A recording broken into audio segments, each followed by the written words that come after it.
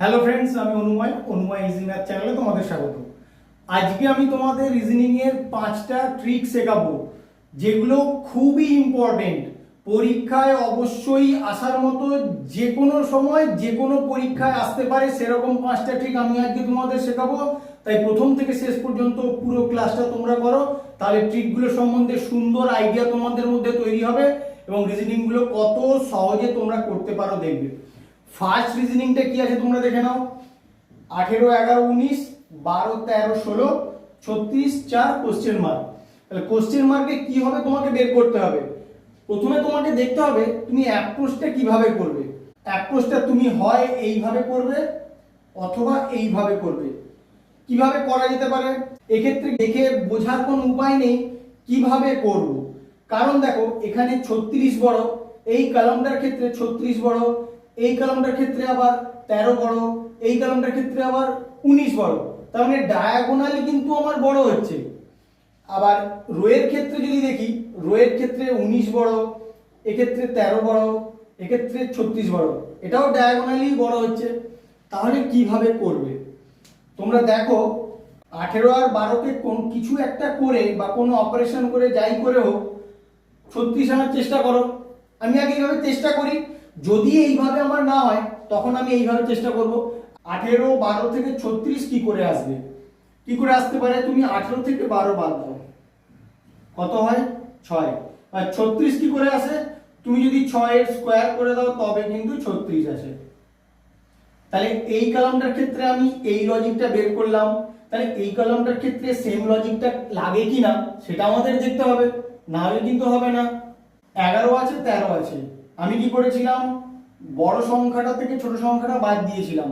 এক্ষেত্রেও বড় সংখ্যাটা থেকে ছোট সংখ্যা বাদ দেবো, অথবা তুমি 11 থেকে 13 বাদ দিতে পারো, কোনো প্রবলেম নেই। তার কারণ যেহেতু স্কোয়ার হবে, মাইনাসের স্কোয়ার হওয়া মানেও কিন্তু মাইনাসটা প্লাস হয়ে যাওয়া। এক্ষেত্রে 18 থেকে 12 বাদ দিয়েছিলাম, তুমি 11 থেকে 13 বাদ দাও, কোনো অসুবিধা নেই। 11 থেকে 13 বাদ দিলে -2।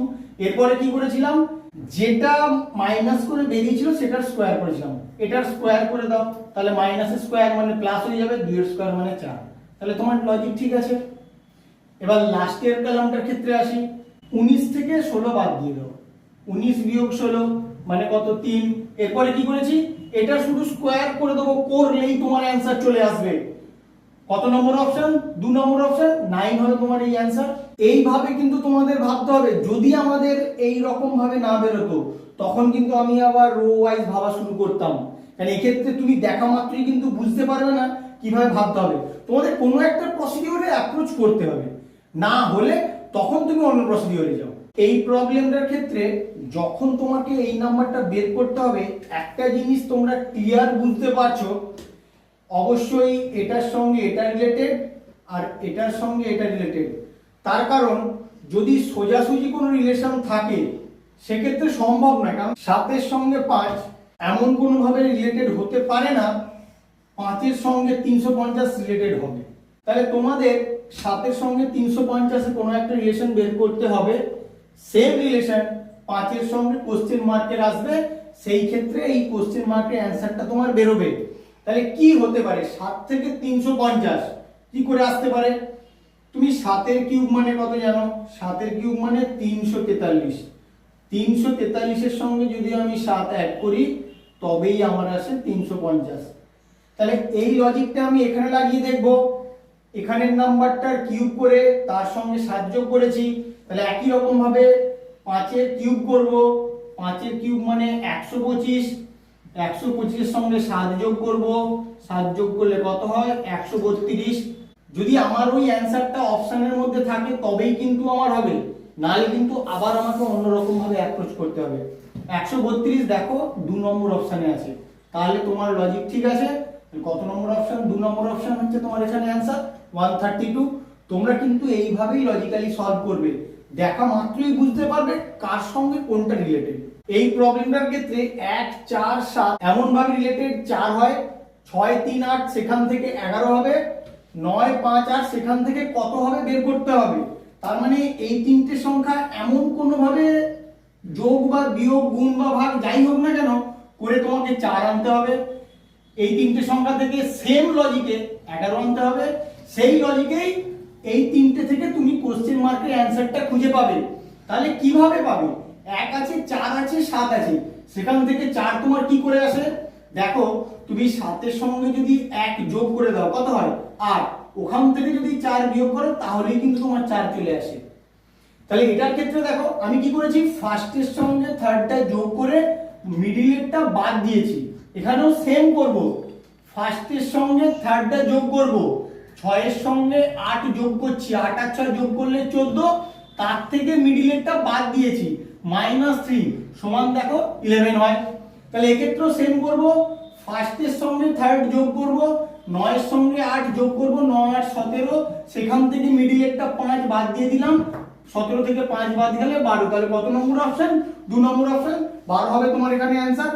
প্লাস দেওয়া আছে মানে এই নয় তোমাকে প্লাস করেই করতে হবে, সেরকম রিজনিং তোমাদের দেবে না।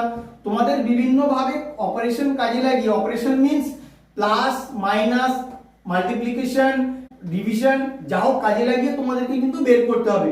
যে লজিকে প্রথমে দুটো বেরোবে, থার্ডেটাও সেম লজিক বেরোবে, এইভাবেই তোমাদের অ্যাপ্রোচ করতে হবে। এই প্রবলেমটার ক্ষেত্রে তোমাকে মিসিং নাম্বারটা খুঁজে বের করতে হবে। তাহলে কি করে বের করবে? আমরা জানি এরকম প্রবলেম থাকলে এই নাম্বারটার সঙ্গে এই নাম্বারটা যে রিলেশনে রিলেটেড, সেম রিলেশনে এখানের সঙ্গে এই নাম্বারটাও রিলেটেড হয়, সেইখান থেকেই আমাদের কিন্তু এই কোশ্চেন মার্কটা বের করতে হয়। আমরা করেছি আগে, আমরা বহু প্রবলেম করেছি। 32 থেকে 13 কি করে আসবে?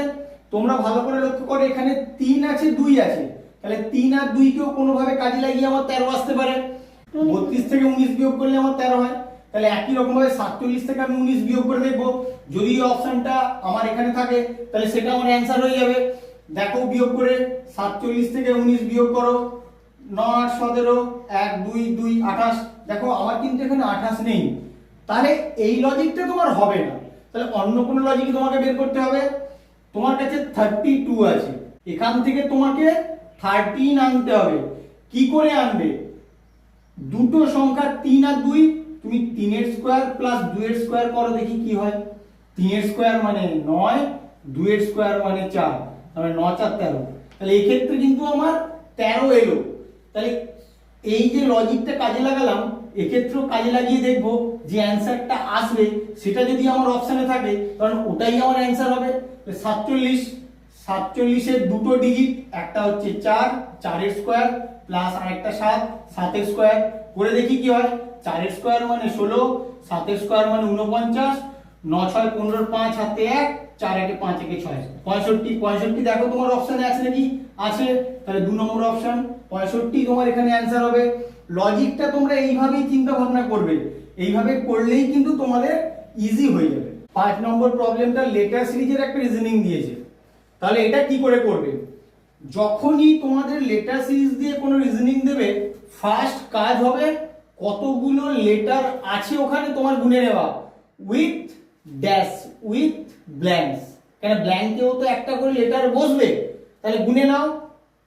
1 2 3 4 5 6 7 8 9 10 11 12 13 14 15 16, তাহলে কতগুলো লেটার আছে?